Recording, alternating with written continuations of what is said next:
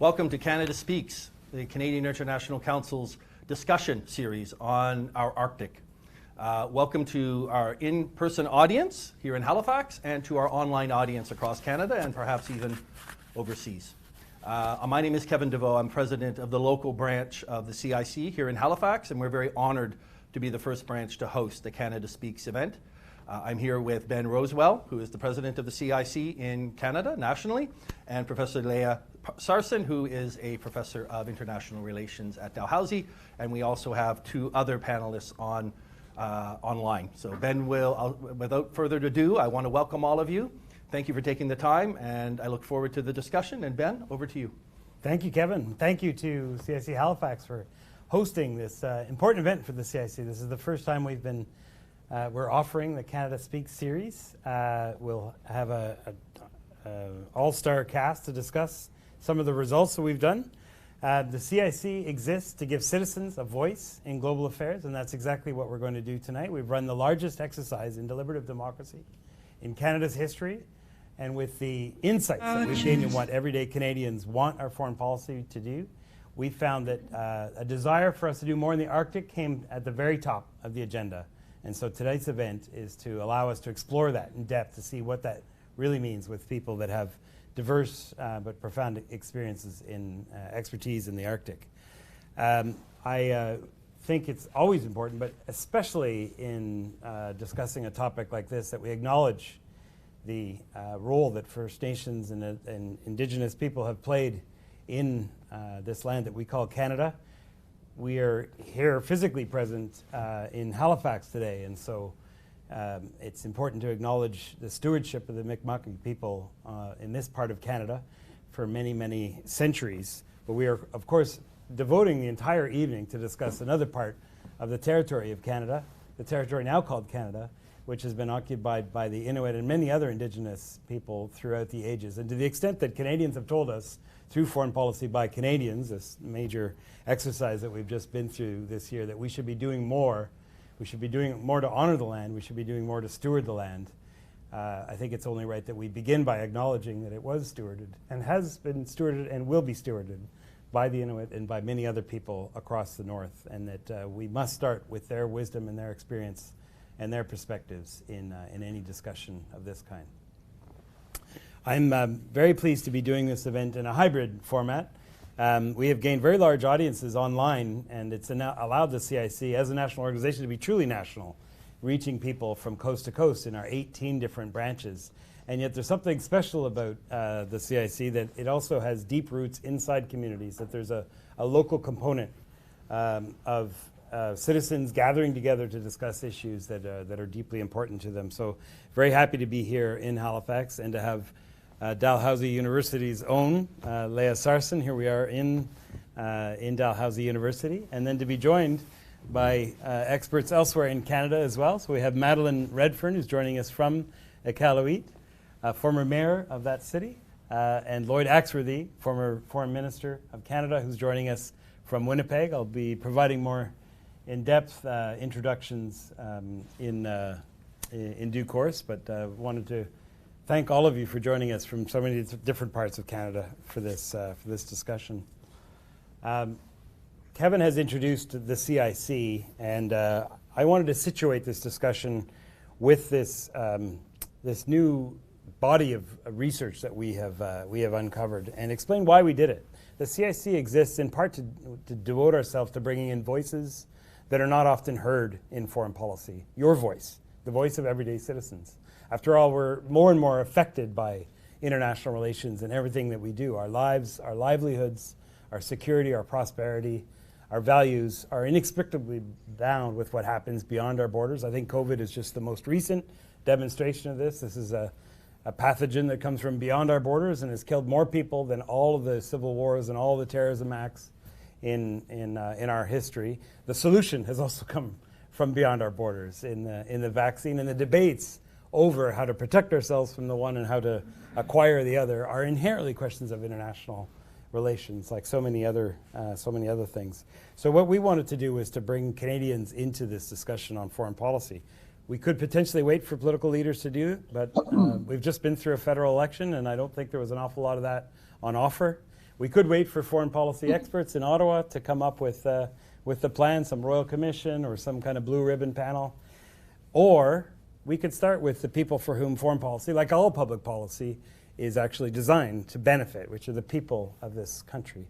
Our hypothesis was that if we asked Canadians what they wanted in foreign policy, we might get a very different question, different answer to that question than if we start among the experts and then communicate that down to citizens. And foreign policy by Canadians, this exercise that we ran, did not disappoint. Just a quick primer on deliberative democracy so you understand the significance of the information that we'll be sharing over the course of this event. Deliberative democracy is a relatively old innovation in democratic practice in that it's been around for 30 years. It's been practiced in 26 countries around the world on a wide range of different policy questions. Very different from a poll or from a study group or a focus group in that it takes an exact replica of the whole population, a microcosm of the nation. In our case, it was a group of 444 Canadians, so quite a large sample, that were exactly reflective of the national population by age, by gender, by region, like what province or territory they were from, by ethnicity, by ideological perspective, and by education. 18% of Canadians don't have a secondary education, so 18% of the Canadians that we worked with also didn't have a secondary education. We then briefed them extensively, drawing on some of the best experts in Canada in some of these areas, both in written form and in video, to make sure that they were really up to speed on the policy questions that we were putting to them. We pulled them at the beginning of the exercise, and then we had them engage with one another, citizens and citizens, in an unmediated, unmoderated environment, talking to each other about the issues that matter about Canada's role in the world. And then we pulled them at the end. So you've got two kinds of data coming out of this. You've got a quantitative sense of what they think about these various proposals for how Canadian foreign policy could change. And then you've got a qualitative sense as well through the transcripts of these 444 Canadians speaking in 39 small groups about what they really think, in our case tonight, about Canada's engagement in the Arctic. It's an extraordinary insight into what Canadians, not only what Canadians think if you just stop them in the street and ask them, what do you think about this policy proposal? But if you could take all 38 million of us as Canadians, get us all into one room, have all of the expert briefing as possible, and get people to really think things through. What are the people of Canada? What does this nation really think we should be doing on international affairs? Why did we start with the Arctic? It's because some of the most surprising findings that we got out of this exercise, foreign policy by Canadians, were on the Arctic. We asked two particular questions, each one of them with a sort of half hour of discussion. And what we found in all of these topics that we threw at Canadians, at this very broad and diverse group of Canadians, was what resonated most with them about what Canada should be doing more of abroad. Wasn't necessarily related to China, obviously an important question. It wasn't about the United States, our largest ally and often dominant in our foreign policy discussions. It wasn't a particular issue, whether it's economic growth, trade, migration, even climate change. It was the Arctic. It was that we should be doing more in this part of the world that we often pay lip service to, and yet there's not often either the investment of resources or the political will to go along with that. The two questions that we asked, the first asked, these are worded in forms of proposals of what Canada should do or not do. The first question was, Canada should maintain its sovereignty and safeguard its territorial control in the Arctic in the face of threats from states with long-term strategic interests in the region, like Russia and China. The second question was that Canada's main focus in the Arctic should actually be on enhanced human security, that Canada should focus on improving economic and food security in the Arctic region for its Indigenous population. Now, in normal foreign policy discussions, you might get ranges from sort of 40% to 60%. You might get some people that skew more towards one and more to the other. Obviously, the first one is a little bit more about investing in our military and having more of a, the visual representation of the Canadian state. The other is more about the people, so you might have people kind of respondents skewing one way or the other. The answer in both cases were off the charts. We had 85% support for the first proposition about maintaining our sovereignty through increased presence in the north, and then the previous one was the second one, 84% supporting greater focus on the needs of Indigenous people in the north. And after the deliberation, so after people had a chance to really dig into the details, that rose to 88%. I mean, we're talking close to unanimity. Every single region in Canada, every single political perspective, every single demographic, all coming together to say we should be doing more in the Arctic. So the purpose of today's discussion, having uncovered this deep wellspring of support for Canada's engagement in the Arctic, is to bring experts that really understand what's at stake and what some of the policy options are into the room.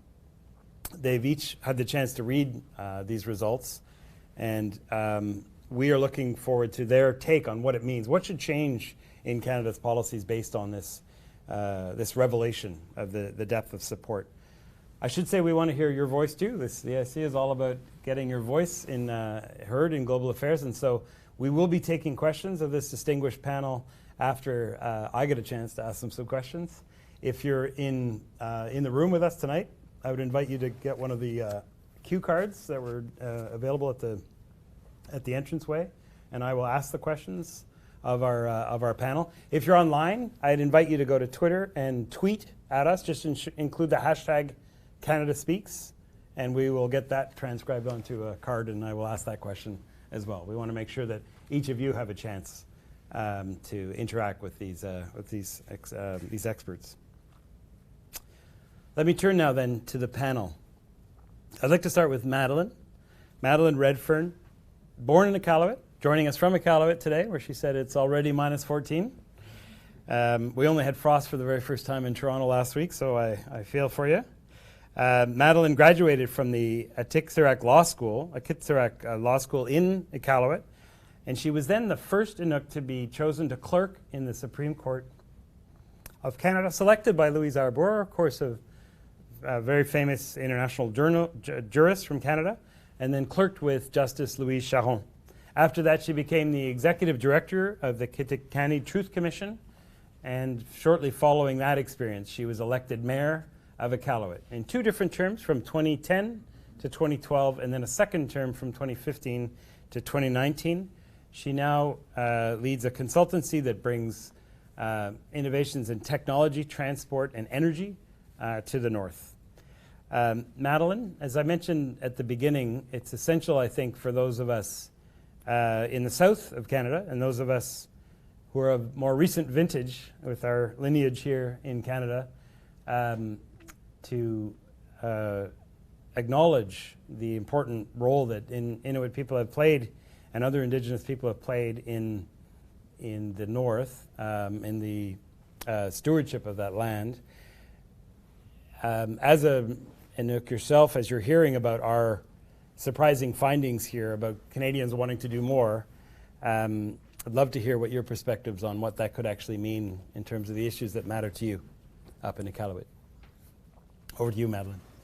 So, thank you very much. And it was good, definitely, to see such overwhelming support for the issues that we face in Arctic Canada, in particular supporting the investments and the development that needs to happen to have healthier communities, to see that our people are able to do well, everything from sort of a health perspective, but also to being able to contribute to our own local and economies, but also national economies, where there's an immense amount of resources.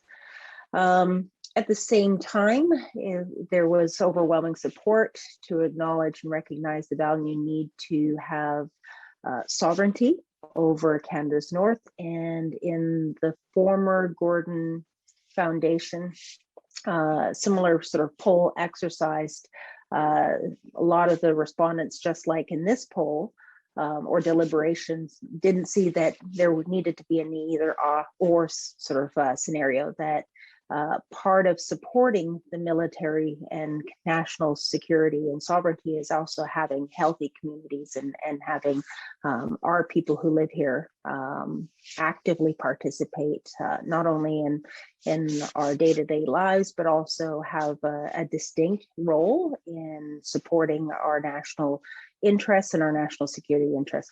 At the same time, something that you alluded to earlier, Canada needs to stop treating the Arctic like that it's Narnia.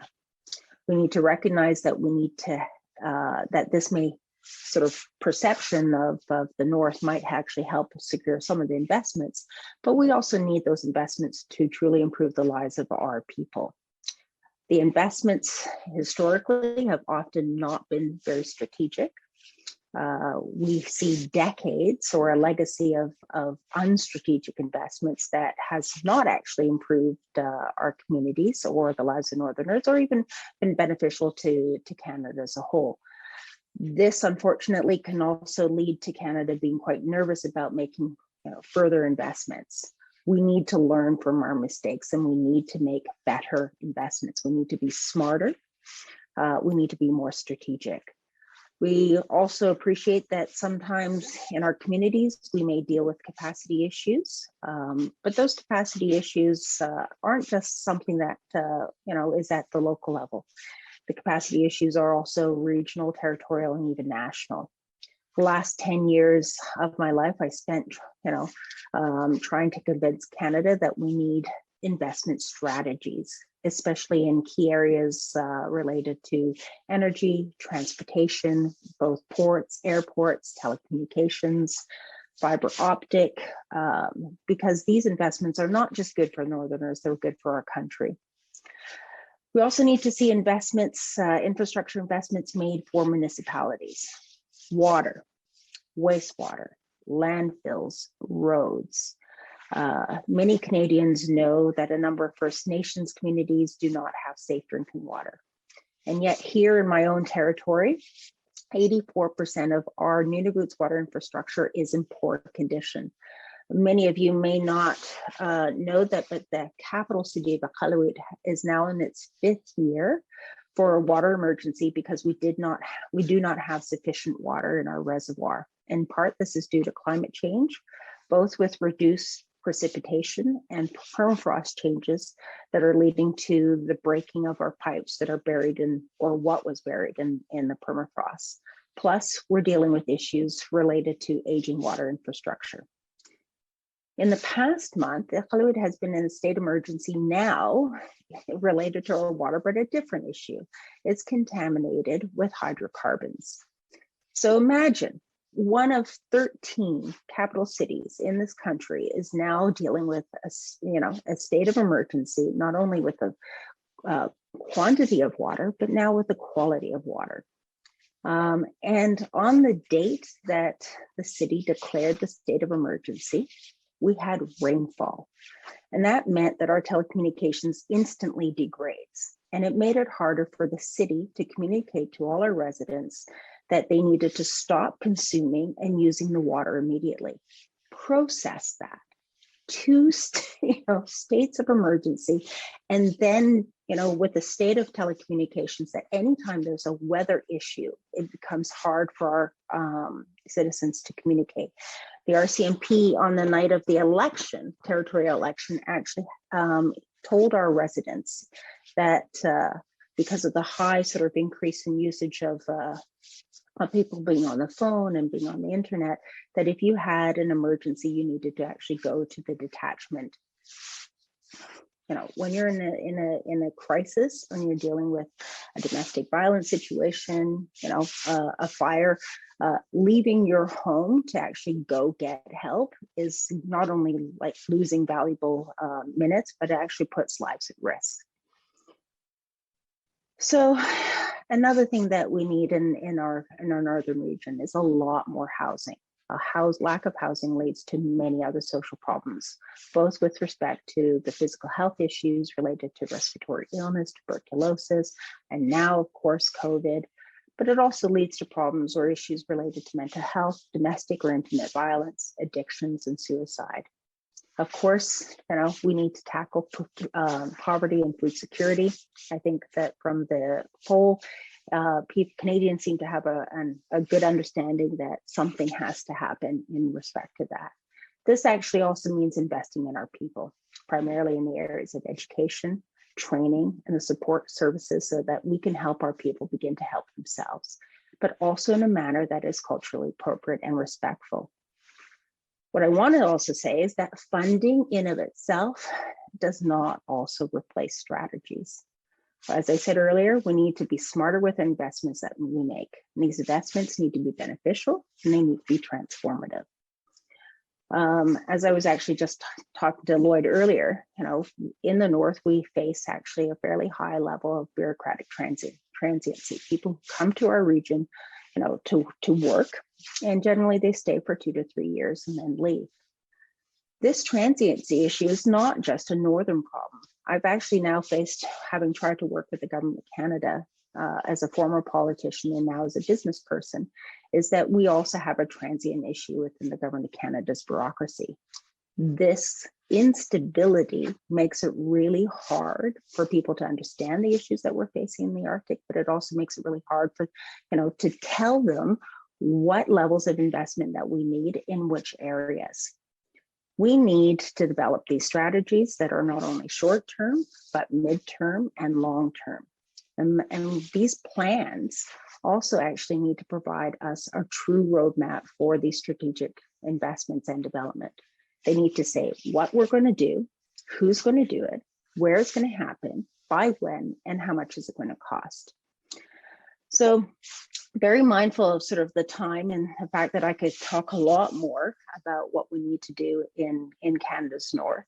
The main thing is that I want to sort of wrap up by these opening remarks is that if we don't do, smart strategic investments, we're just going to see that we're going to fall further and further behind, not only sort of as Northerners, no longer sort of keeping up with Southern Canada, but as an Arctic nation, we're going to also fall further and further behind what's happening with other Arctic nations that are being much more strategic in their investments. And I know that we can do better. We as Canadians can have that sense of vision and that sense of duty and a desire to do something. But unless we do something that is, strategic, we're not going to see a good return on investments that is beneficial for Northerners and beneficial for Canadians. I know we can do better, and we must.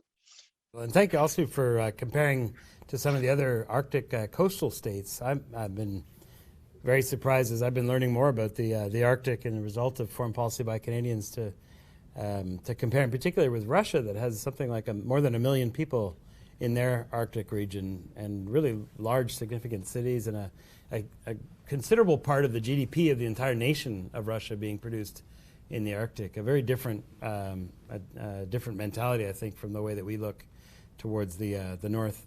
In reviewing all the transcripts from these various discussions about the Arctic, I was struck by the real emphasis that our participants had in focusing in the human needs of the population of the Inuit and other people in the North. They did seem to be uncertain what the greatest needs were and where the government should focus its energies. There was quite a lot of discussion about food security. I think acute recognition of how extraordinarily expensive it is just to procure food in the North. A lot of discussions about how the health infrastructure is nowhere near at the same level elsewhere in the country. Housing, I think, came up as well. And just employment or job opportunities. I think you answered this question already about, if you had to pick one area, where would you focus? If I'm listening to you correctly, you're suggesting it's not necessarily a question of choosing one or the other, but having a strategy and making sure that you're responding to the needs of the population. I might ask you about this dichotomy that's sometimes approached by policy debates in the South about there being more of a military presence in the Arctic versus a focus on the human needs. Do you see that as a trade-off? Like, for example, as you're thinking about the housing needs and the access to water and many of the other issues, you then hear that Canada's investing heavily in icebreakers or in other military infrastructure. Is the reaction in the North that that's a misallocation of funds, that those funds should be going to the people, or is it more that one type of investment actually kind of unlocks other possibilities and that the investments kind of build on one another? I think there's a lot of military investment that actually can also help our community. So the military wants improved telecommunications. They want satellite redundancy. The military also, needs and wants, climate change data. We know that we're going to be in the process of doing a NORAD modernization, in the next sort of 5 years plus. And so we need to look at sort of synergies. We know that icebreakers are absolutely necessary to help our ships that are bringing up our food and our annual perishable items, everything related to building materials, to office furniture, everything that we need in our homes. So it dovetails often. There's an opportunity as well for our people, already participating as rangers, but to scale up on being trained in areas of technology and science and ability to make a subsea cable a smart cable, which is to science monitoring and reliable telecommunications, so that you can monitor marine climate change, but also know what's happening in the marine environment for marine intelligence, and get our people trained to know how to operate the remote operating vehicles so that, we actually develop an Arctic blue economy. So there are ways in which that we can look at, the necessary infrastructure investments that are required, the human capacity investments that are required, and find ways in which to maximize those investments so that it is beneficial, on the defense, sovereignty, security side, but also where Northerners can participate and actually also get improved infrastructure and build up the skill set that allows them to participate and support our national interests and security interests that are related to the defense sector. Thank you very much. Before we move on to the next panelist, this might actually be an appropriate time to mention our sponsor. Madeline talked about icebreakers. Well, we were very pleased to have the National Icebreaker Center sponsor our event today. They're based it's the company called Davy, which has an extremely long and distinguished history in Canada in shipbuilding, and particularly in polar icebreakers, dating back to the very first icebreaker that was built in Canada, the first heavy modern icebreaker in the 1950s. The National Icebreaker Center has an opportunity to play a significant role in this discussion we're having about increasing Canada's engagement in the North. They just in August of 2020, they set up this center just outside of Quebec City as a thought leadership platform with the ambitious fleet renewal program of the Department of National Defense. It's emerged as a center of excellence there. They're going to be building the new flagship icebreaker for Canada called the Polar Icebreaker, as well as 6 others. Really a massive project that's underway, over time, the hope is that the National Icebreaker Center will serve as a source of showcasing Canadian expertise and exporting Canadian expertise in the Arctic and other harsh environments. So a big thank you to Davy and the National Icebreaker Center for making today's discussion possible. Let me turn now to Lloyd Axworthy, who's joining us from Winnipeg. Lloyd was the Minister of Foreign Affairs at the time that the Arctic Council was created in 1996.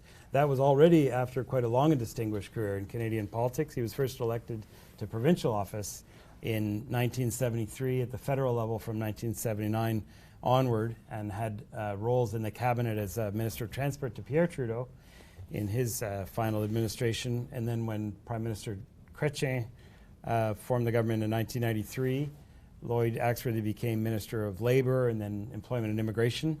He was Minister of Foreign Affairs from 1996 to 2000.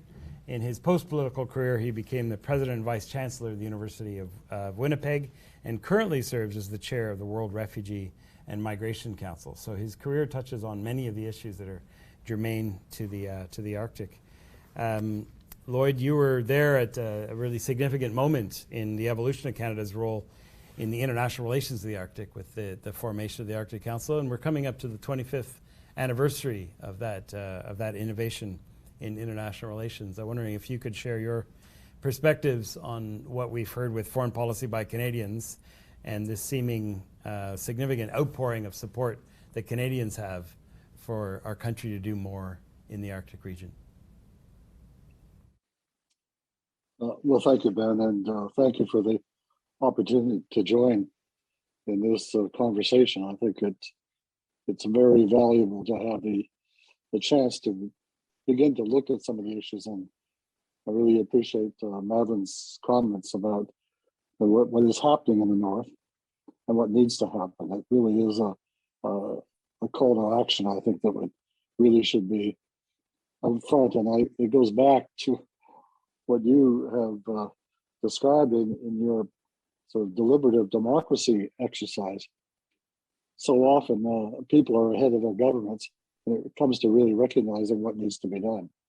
And I'm hoping that, as you indicated, that this level of consensus about the importance of the Arctic can be translated into some very important and imaginative, innovative, and resource financial-based efforts in the North. We tend to give it a lot of rhetoric, and we like to have fly pasts, and we like to sort of use the North as a kind of a romantic part of Canada, but when it comes down to a hard, necessary investments, as Madeline said, of attention that is required, and in particular, the participation. You mentioned the Arctic Council, and I'm going to come to that, but remember, at the very same time as we're talking about sovereignty, it was also the period of time when the federal government established Nunavut, which again was a first in international affairs where a very large, significant territory was turned over to the governance of Indigenous communities so that they can make the decisions that affect them. I would make the case, I think Madam made it maybe better, but I'm not sure that commitment has been fully fulfilled. I don't think that it has maintained the momentum and the energy and the input that's required.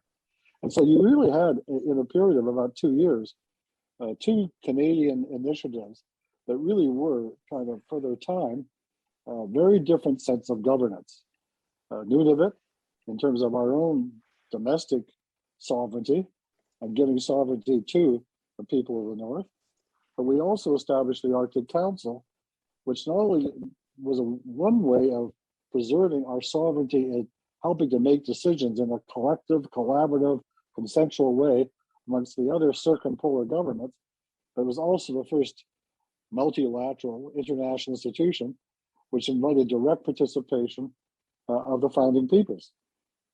It's still true today that the Indigenous organizations that represent large numbers of Northern people, whether it's in Alaska, Canada, the Nordic countries, or Russia, really now have a seat at the table. And that is something that to me is always distinguished, and why over time, the Arctic Council has become a model for so many other people looking at what kind of a regional government we should have. We always talk about the World Banks and the United Nations. I think so much more of the real action needs to take place at a regional level based upon common interest and common consent. And I think that we're approaching the 25th anniversary of the Arctic Council in the coming year. It's an important time for us to really do a re-examination because conditions have changed clearly. Madeline mentioned the impact of climate.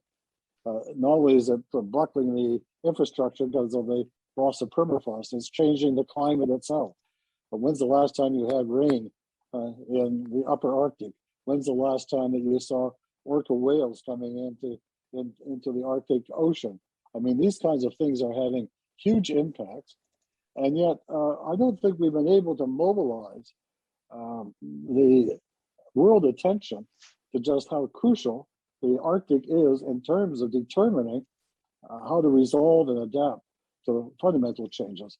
I've been disappointed so far, by the way, at the COPS meeting in Glasgow, that the Canadian delegation hasn't really taken it upon itself, like many of the island nations have, to talk about this fundamental question of how do you survive, how do you adapt, how do you begin to respond to how climate is affecting a very major part in the lives of people within it.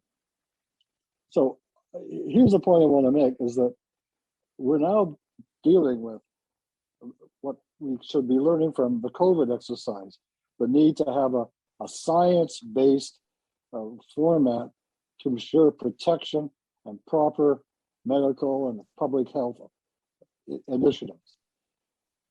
That is something I think we have to be much more collaborative and international about. We have climate, which is another major issue that science has to really determine outcomes.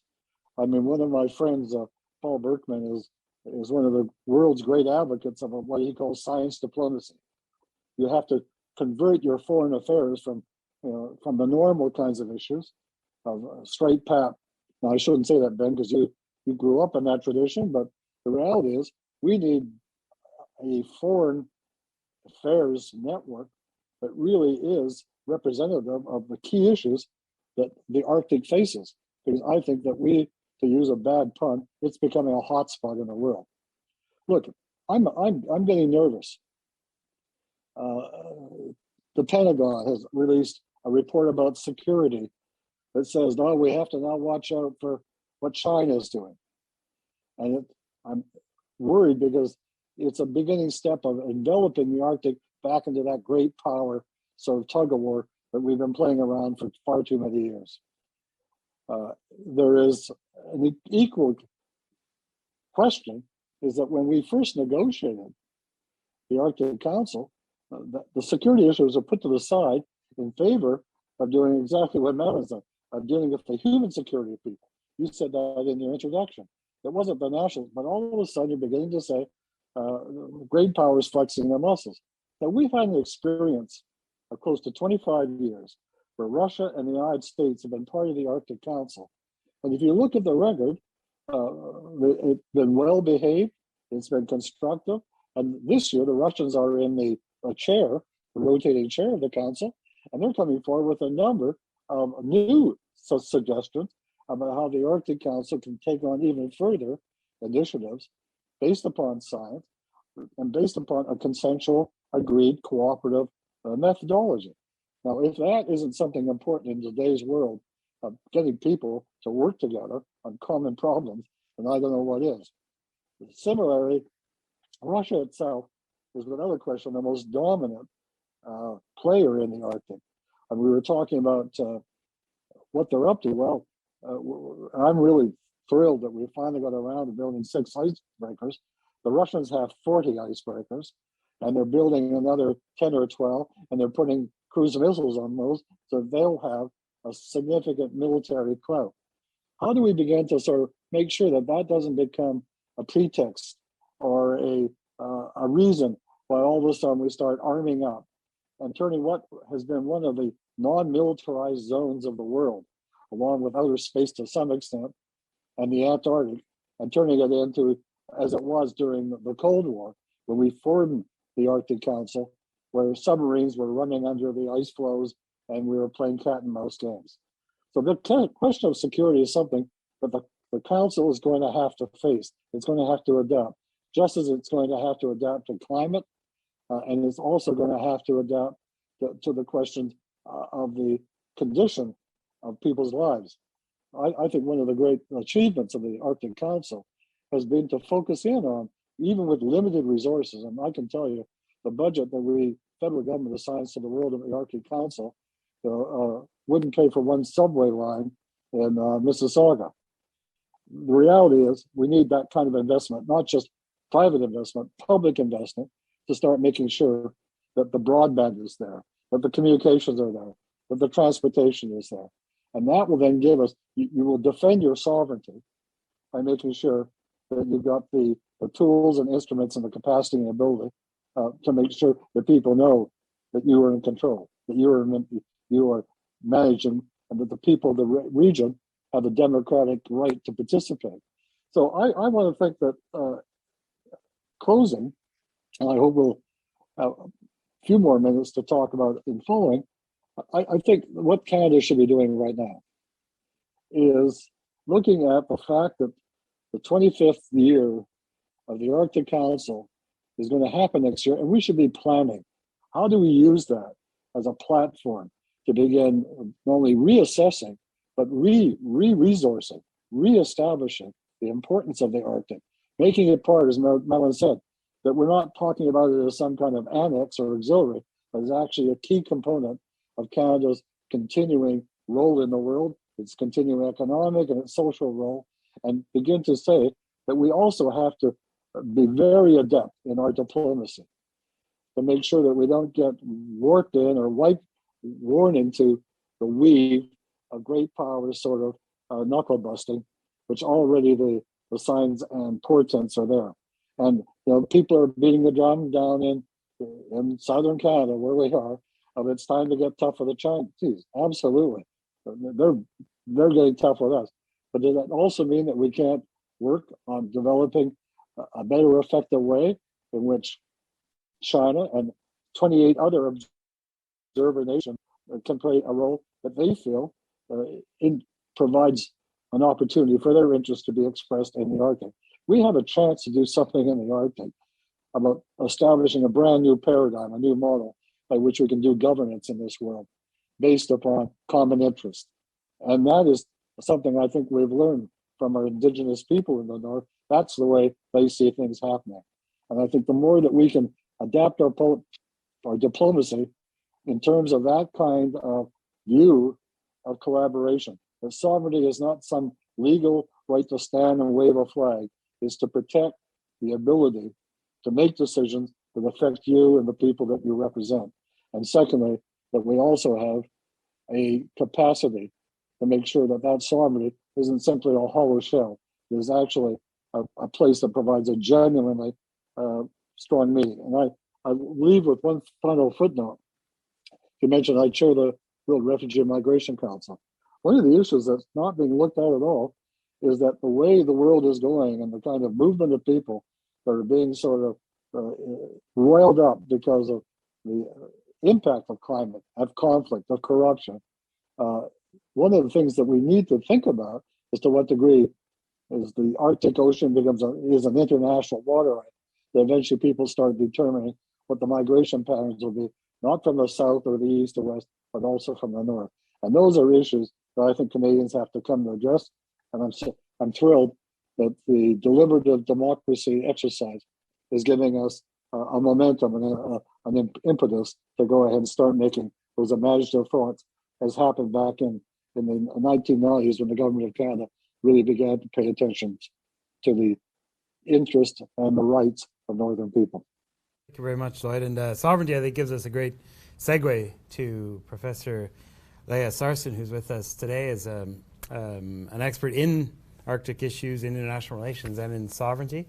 Leah is an assistant prof here, professor in international affairs in the Department of Political Science of Dalhousie University, where we're having today's discussion. She's a fellow of the Center for the Study of Security and Development.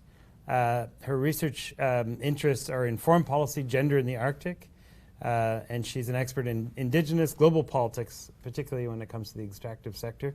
Thank you very much for joining us today, Leah. Please share your perspectives on what these findings from foreign policy by Canadians might mean for Canada's engagement in the Arctic. Well, thank you very much for having me. Thank you to Kevin, to Ben for organizing. I'm thrilled to be here.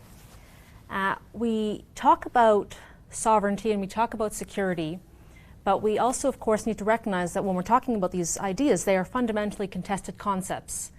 And we aren't always talking about the same thing when we're talking about security and when we're talking about sovereignty. In December of 2020, the Canadian government blocked the sale of a mining company, a Canadian mining company, to a Chinese mining company. As the mining company was based in Hope Bay, Nunavut, and the sale had been approved by shareholders, everything looked rosy, and then it was blocked following a national security review. Several commentators voiced approval for this process, and we even had the Deputy Minister of Defense, Jody Thomas, say that Chinese resource exploitation in the Arctic was a threat, and she suggested that China will stop at nothing to feed itself in the context of the Arctic. And yet development costs in the Arctic are about 250% higher than those in the South. And well-capitalized companies like Chinese SOEs are often one of the few actors willing to make the kinds of investments that are required when we're talking about resource development in the Arctic. Chinese investment is heavily concentrated in the resource extraction sector in the Arctic, part of this Polar Silk Road initiative. Also, climate change has made the Arctic that much more accessible for resource extraction, and the region is repeatedly constructed in the global economy as this sort of frontier, this last frontier for resource exploitation. And this coincides with an increased Indigenous political mobilization, the strengthening of Indigenous political institutions, evolving norms surrounding Indigenous rights, and corporate policy reforms that further recognize those Indigenous rights, all of which play a role in these amorphous and changing legal and political dynamics in which the resource extraction sector operates. In North America, the kinds of hybrid governance structures that I look at emerged in the early 1970s. And many of these aims were brought about by expectations of resource development on Indigenous lands. In North America, land claims were quite often a reaction to proposed resource developments. In many circumstances, Indigenous communities were not against resource development, but instead were focused on how they could, of course, control and benefit from resource extraction. For many Indigenous communities, resource extraction is viewed as one means to improve standards of living and gain further autonomy. Indigenous claims for self-determination in North America culminated with various forms of political rights and autonomy, including public governments. Yet they also include specific Indigenous rights.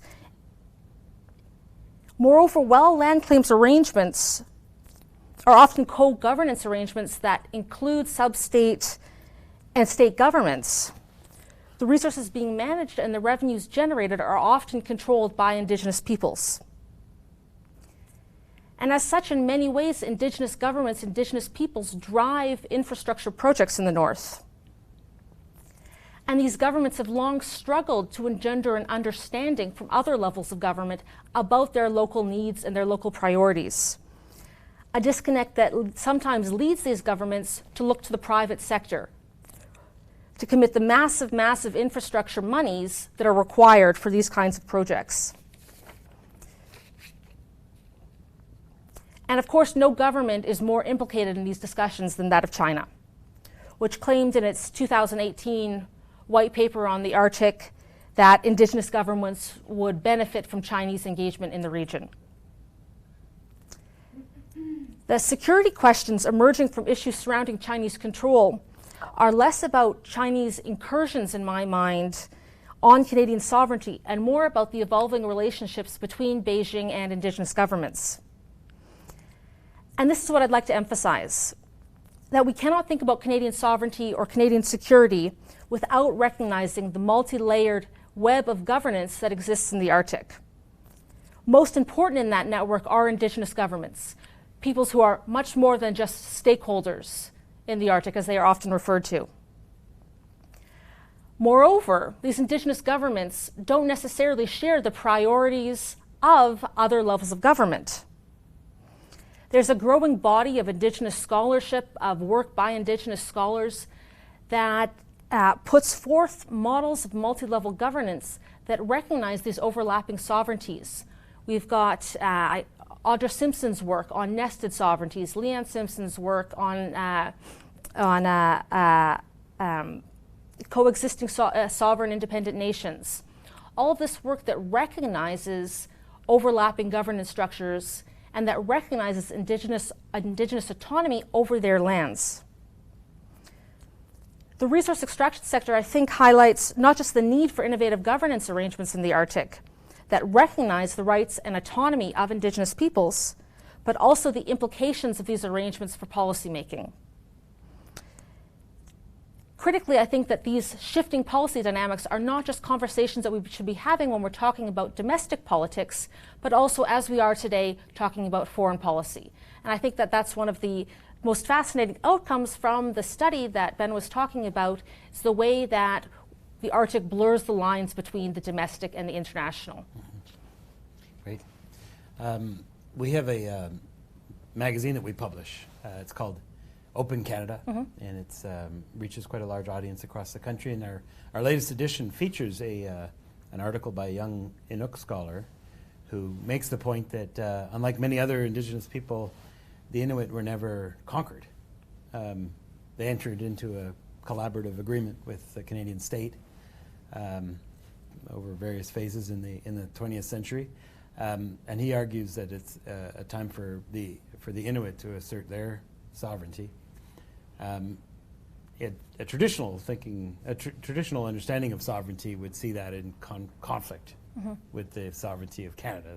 Your sovereignty, to most people, most casual observers, I think, suggests a supremacy, that there's the buck stops here. It's either here or there. It can't be in both places at once. Do you think that's true, or is it possible to imagine that Inuit sovereignty and Canadian sovereignty can actually be developed hand in hand so that each of them enhance the other? Well, I'm not Inuk, so I hesitate to describe Inuit ideas of sovereignty, but from what I understand, Indigenous ideas of sovereignty in many ways do not coincide with those of the state, that they offer different ideas about land and time and space and being that are often foreign to those of us who are versed in the state and who center the state in our political thinking. That said, in the Canadian context, it's very rare that Indigenous self-determination is expressed in the context of secession or some sort of overarching sovereignty or overarching authority. And in that way, Indigenous scholars who are writing about this multi-level governance are showing a path forward for how multiple nations can exist in one territory. Leanne Simpson, her work, for instance, asks us to look to the Dish with One Spoon Treaty for examples of how sovereign nations can exist in the same space, in the same physical territory, living together, being together, but still being separate, independent nations. I think that we can look to, and in that article, it was mentioned that we can look to some of these treaty traditions to learn about how we can coexist, how sovereignties can coexist, how nested governments can operate. And this isn't foreign to us in Canada. We have a system of federalism. We have a system of multi-level governance. It's a matter of recognizing Indigenous autonomy over their lands. Great. Thank you very much. Well, let's get some of your questions in as well, both of those of you that are online and those of you that are in the room. Again, if you have questions, there's a cue cards at the back that can be brought up to me. If you're online, please tweet to #CanadaSpeaks, and we'll take your questions. I have one of my own, but if I just ask Kevin if we have any questions coming up.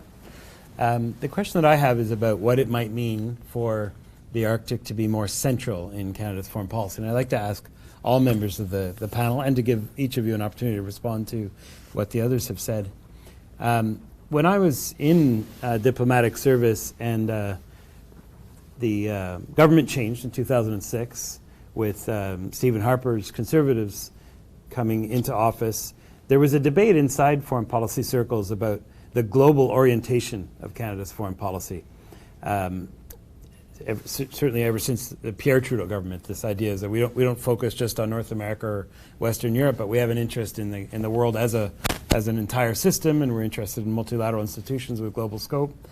And if I understand correctly, the incoming Harper Conservatives felt that perhaps by having such a broad scope, we were spreading ourselves too thin. We're not a great power after all. We don't have the resources to be impactful everywhere in the globe, and perhaps we should focus on some region. Being Conservatives, they had a bit of a love-in with the Australians. The Australians have this focus on the Asia-Pacific, which does bring a lot of focus to Asian foreign policies. We've seen more recently as well with this new nuclear submarine deal. And for a while, the answer of the Harper Conservatives was Latin America. Canada's closer to the Americas. We're a country of the Americas. We're in the OAS. We played a significant role in some of the democratic transitions. We've got trade and investment interests. So let's put all of our chips, maybe not all of them, but let's focus a lot more of our diplomatic attention and resources in the Americas.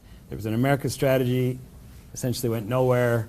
There probably was some slight increase in resources, but it just didn't stick. Even by the time, the later Harper years, there wasn't really any evidence to show that we were paying more attention to the Americas than anywhere else.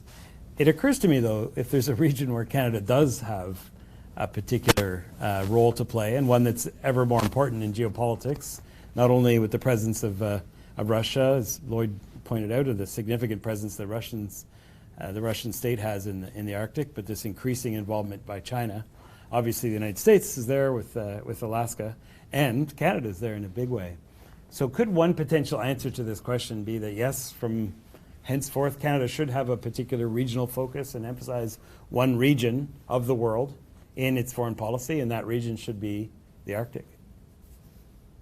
Let me start with Madeline with the response to that. Does that make sense? Does it resonate with your view of things up in Iqaluit? Sorry, could you repeat the question, because my internet sort of went out for a little bit? Yes. The question is whether Canada should consider a focus on the Arctic as its principal regional concentration in our international affairs, meaning that we disproportionately pay attention to the Arctic versus our focus on Asia, Africa, the Americas, because it's an area of increasing geopolitical importance, and because it's a part of our country and a part of who we are.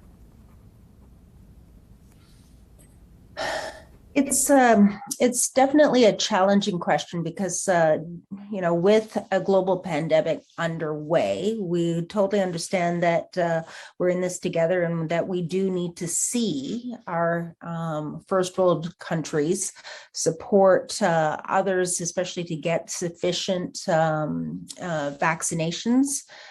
Because there's going to be tremendous negative impacts for the countries, not only the health outcomes for those who are not vaccinated, but also that a lot of those countries are actually providing much needed goods for first world countries. So I do think that we need a bit of a balance on that front, especially during a global pandemic.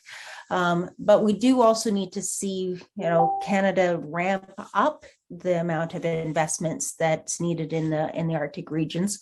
But as I said earlier, they need to be strategic. And I do want to build on what Leah had said. In so much as that we also need to be mindful and very careful about which foreign investors want to invest in Canada's Arctic, and that it doesn't always just come from a place of sort of economic return. In the situation of a country like China, they're looking at things from both a geopolitical context where an economic return is also, and in their case, a national interest and a national security interest concern. So Shandong wanted to buy TMAC, which was a gold mine just on the Kitikmeot portion of Nunavut. And thankfully, actually, we saw a Canadian-based company come in and buy it. China is very strategic, in its global investments, not just, as I said, for purely economic return, but for global national interest sort of investments. So simply having our Inuit leaders say that as long as China respects our human rights, and irrespective of all the sort of human rights violations that are happening, especially with the Uyghurs, the reality is that China is not a nation or a country that generally respects human rights, not only of its own citizens, but other citizens in the world. They're looking at, the 50-year long game, and we tend to look at only short 4-year terms based on our own sort of political elections at the local, regional, territorial, national level.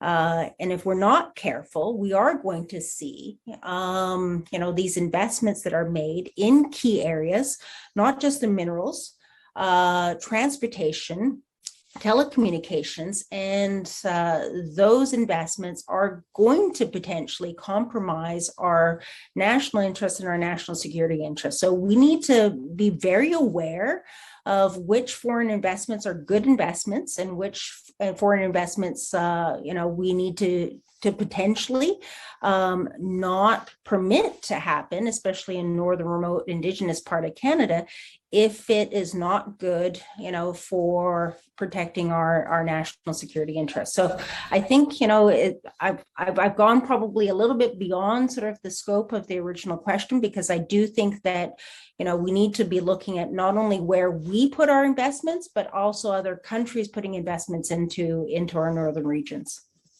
Thank you very much. Do either of you want to come in on that question? Well, Ben, first let me say, as you would expect, I think Stephen Harper's efforts to kind of miniaturize Canadian influence was a dreadful mistake, and we're paying still a price for the kind of subtraction and shrinkage that went on in terms of our global outreach, our connections with other countries. And it happened at a time when that global outreach was even increasingly more important. We've talked about the whole issue of pandemics. We're not islands unto ourselves. We inherited a bug, a virus from somebody else.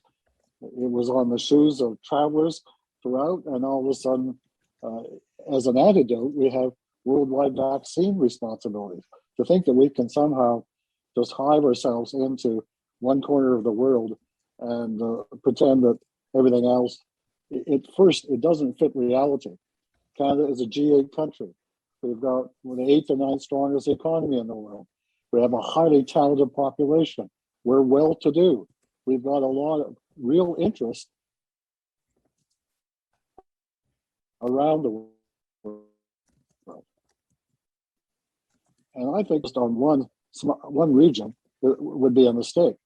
And I would also say that it's not a question of Canada, sort of waiting to use the region as our expression of our foreign policy. The world is coming to the Arctic. I try to outline that with the demands of climate, demands of transportation through the international passages of the North, with the problem that is coming about that we just talked about, of needing to find ways of managing and controlling extraction. Those are all kinds of big questions. And I happen to believe that where we have a good opportunity to demonstrate to the world that we know how to create and imagine governance systems. We have talked about multi-layering. Well, that's what's going on.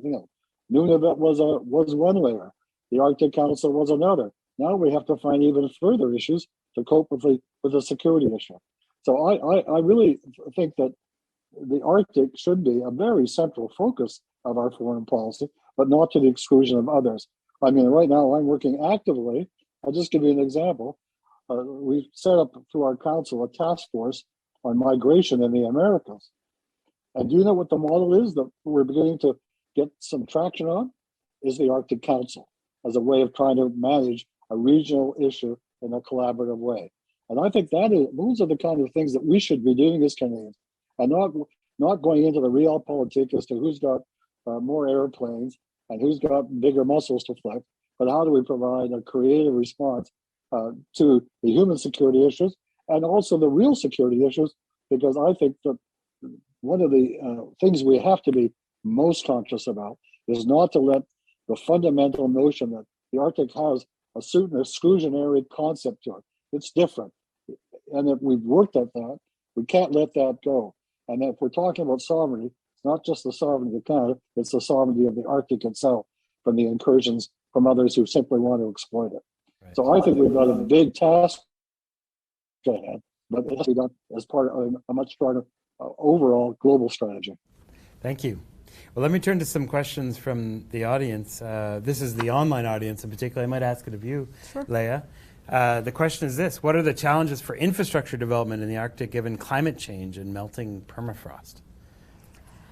Well, I would imagine that Madeline is much better placed to answer this question, as she is on the ground. She has lived there, so perhaps it might make more sense to turn the question over to her.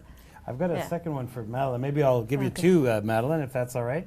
Because one of them was about your comment that about the transient nature of federal bureaucrats. That definitely applies to foreign affairs, by the way. Mm-hmm. It's a department that's famous for yes. turnover, but I can imagine also up in the north. Is there any way that we can invest in programs that foster northern public servants to better represent northern interests in government decision making? So, if I may, then a question about infrastructure challenges with climate change and about the transit nature of public servants. And before Madeline goes ahead, if I could just piggyback on sure. your previous, I just had to note that I think that one of the things that drove Stephen Harper's turn to Latin America mm-hmm. was his interest in economic diplomacy, and particularly in bolstering the resource extraction sector in that area, and Canadian mining companies that are operating in that area. So I think that provides a nice sort of tie-in into what we were talking about with the Arctic. But that's true. A big part of it was that Canada was an energy or natural resources superpower. An energy superpower. An energy superpower. That's right. Anyway, over to you, Madeline. Okay, so maybe to tackle sort of the permafrost question first, is that without a doubt it is changing in our Arctic regions, and where we're noticing sort of, I guess, the impacts in our communities is related to either the foundations that our buildings are constructed on, and that the pilings are shifting up or down, which means that that a lot of the infrastructure, built human infrastructure, is at risk. In Iqaluit, I remember when I was mayor, I would often say, over $1 billion worth of infrastructure, is at risk. And in Iqaluit, we also buried our water pipes, thinking that it would, be in solid concrete. But unfortunately, because of the change in permafrost, they're now in what we call the active layer. So the active layer sort of freezes and thaws, and what then happens is, because it doesn't melt or freeze in a uniform way, is that the pipes break, and so every time a pipe broke in Iqaluit, it could cost hundreds of thousands of dollars to repair. And so we need to find new innovative ways in which to address that. That might require something, like flexible couplers, so that the connections where the pipe is breaking are able to flex, in the ground that is thawing and freezing and thawing and freezing all year round. So, we need to be working with our other Arctic neighbors and Arctic nations because they're facing a lot of similar issues. Alaska is doing a lot of great work with space frames. Greenland is using concrete and building on rock foundations to avoid some of the issues related to permafrost. So we need to partner with that, and we also need to be doing some of our own Arctic innovation and science and investing in that research and coming up with our own technological solutions. On the issue of northern I guess, bureaucrat and capacity. I think it's really important that we invest in people, and that we used to have a bureaucracy, especially at the federal level, where, when the people were career bureaucrats, they often worked within a department, whether it be, let's say, in the sciences, and they progressed within that department, they became experts. Unfortunately, sometimes is that we're seeing, people make lateral moves, and there can be benefits for, lateral moves. However, if they're needs to have some, stable Northern and Ottawa bureaucrats that really do understand the Arctic, and as I said, we don't lose people literally after sort of 2 years. They finally understand the North or the Arctic or Indigenous peoples, and then we literally have to rebuild that capacity with the new people that come in. So we do have to address this transiency and long-term stability and knowledge of the North, both in the North and in Ottawa. So it's a challenge, and we've got to figure that out. Thank you very much. Ben, could I just do a footnote Sure. on Madeline's remark? When it comes to the impact of climate, it's not just infrastructure. What they're now discovering is that because of the melting of the permafrost, all kinds of toxins and viruses that have been long sort of hidden underneath the ice are now beginning to seep upwards. And that's happening in every one of the circumpolar territories and regions and places. So we're talking about how do you control our public health, the safety and security. There is an important area, again, of collaboration around the science, and how that has to be something that all the parties, and I would think that one of the areas that needs to be introduced as part of the way to get solutions is by tapping into Indigenous knowledge, Aboriginal knowledge, going back into time in which these toxins and viruses not only were alive and then got buried, but also how they were managed and how they were controlled. So I think that this issue of the melting has a much broader scope than just infrastructure. It has one that has a real major public health component to it. Great, thank you. We've got a question from the in-person audience here too, from a former colleague of mine in Foreign Affairs, I see. There are overlaps in the claims of Canada, Russia, and Denmark/Greenland with respect to extended continental shelves in the Arctic Ocean. From a political perspective, how might they be resolved? That Sure. one you might want to take on that? Sure, I'll start. Okay.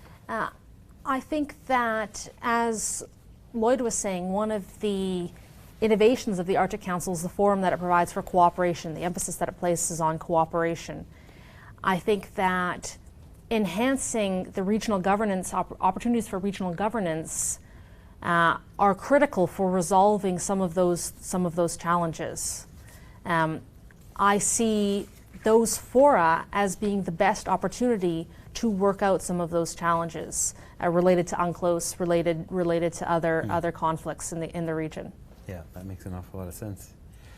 I wonder if I can ask a question from Twitter now, which is about how, given the disparate membership in the Arctic Council, how can member states deal with diverse budgets, commitments, and interests to prevent further damage to the Arctic ecosystem? That might be a question for Lloyd, who's observed the Arctic Council up close. It's a good question, and it does.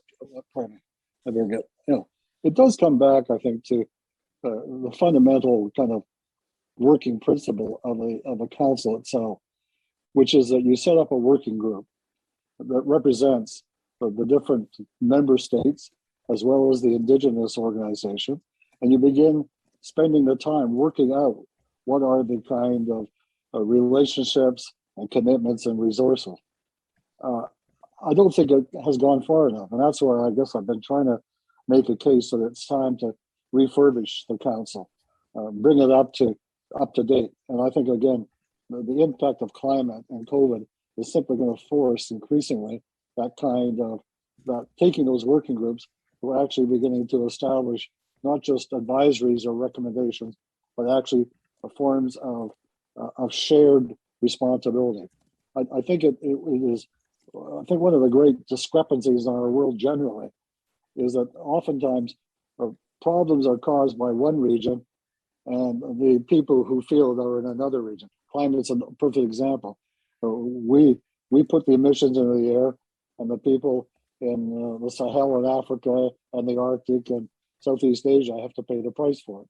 I think this is where the question of the council itself has to begin to zone in on this issue of how do you have shared responsibility and how do you begin to align your budgets.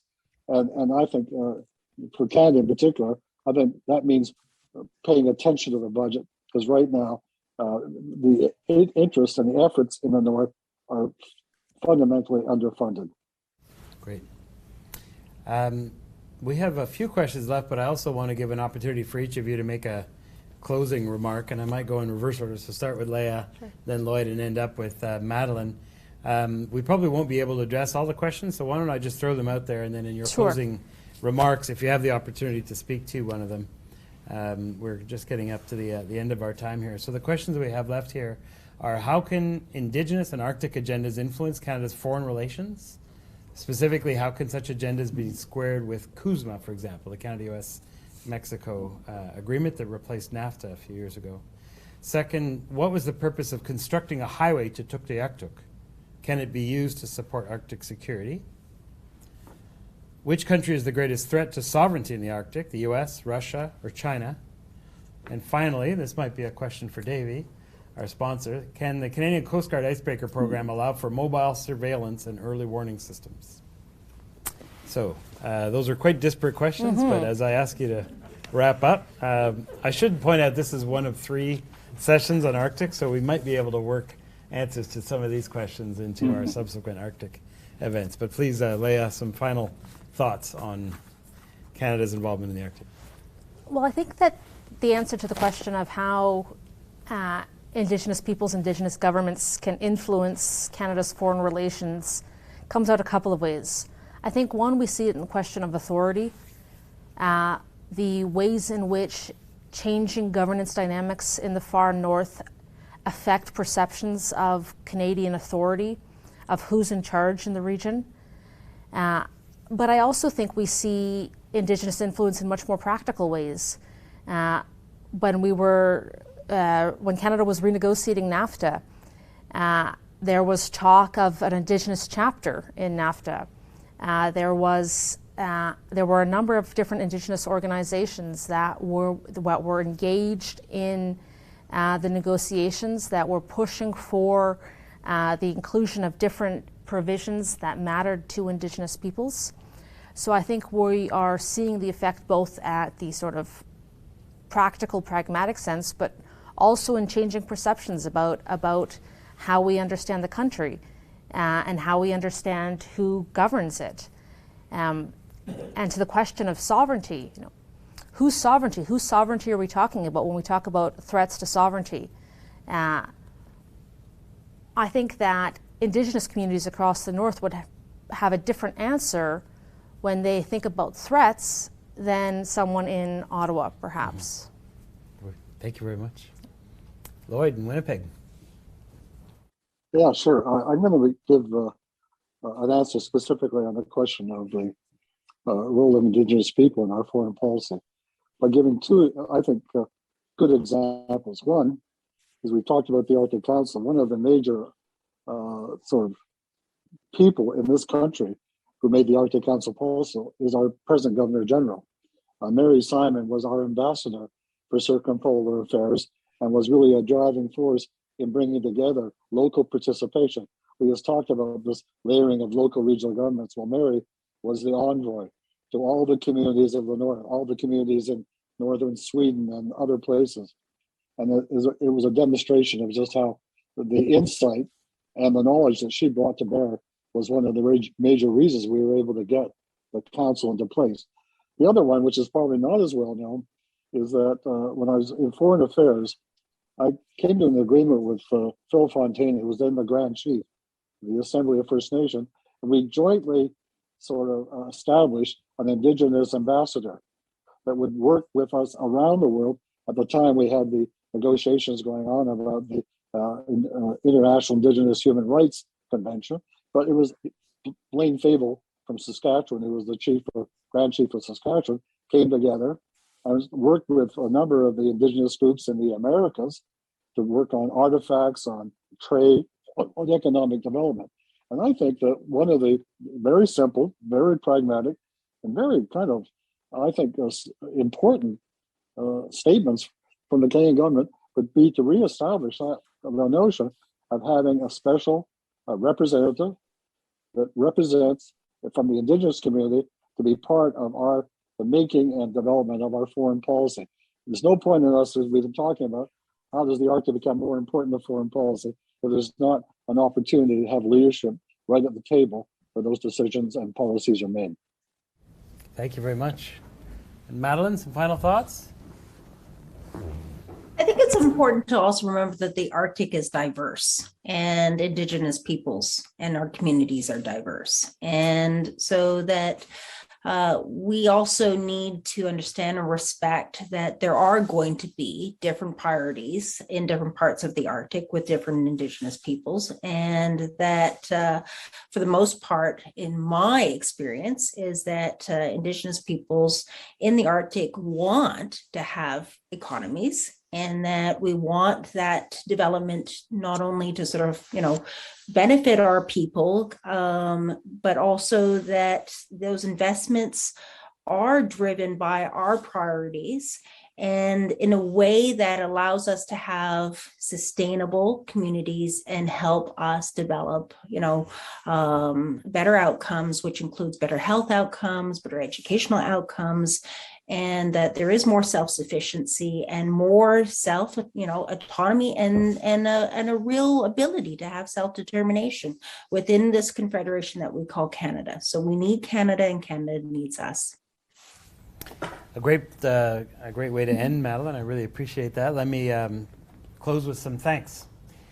First, I wanted to thank two partner organizations that made Foreign Policy by Canadians possible. They are Global Canada and CanWatch. CanWatch is the Canadian Partnership for Women and Children Health. It was a joint collaboration of the three of us and wouldn't have been possible without them. I also wanted to thank Davy, our sponsor for tonight, and point out that this is the first in three-part series, all supported by Davy. Our next one will actually be on the 1st of December. It'll be hosted by our Quebec City branch. It'll be a fully bilingual event. The title will be À nous la parole, la sécurité économique. So Canada Speaks Arctic Security, where we'll be focusing more particularly on some of the military components. That might be one for the question that got unanswered about the capabilities of our icebreakers. And then there'll be a third event later in December at another CIC branch. Finally, I wanted to thank CIC Halifax, which has hosted us tonight and which has done their first in-person event since the pandemic. So a huge thank you to all of you that came out, and to the branch that has remained so active through the many, many months of the pandemic. CIC Halifax was with us from the very beginning of the Foreign Policy by Canadians project, with the original genesis of the agenda, testing some of the questions that we put to citizens throughout the process, and is really one of the remarkable components of this national platform that we call the CIC. For those of you that are interested in the kinds of discussions we've had tonight, there's plenty more where that came from. Please sign up and become a member of the CIC. It's very easy. Just visit thecic.org, become a member. $75. We'd love you to become part of this. Those of you that are based here in Halifax, if you're not already involved with the local branch, it's a wonderful community of people that care deeply about Canada's role in the world, and I would encourage you to reach out to Kevin DeVoe, the president, and talk about perhaps volunteering for the CIC. Thank you to all of you that joined us for this discussion tonight, and we'll look forward to seeing you at the next Canada Speaks event, December 1st in Quebec City. Thank you.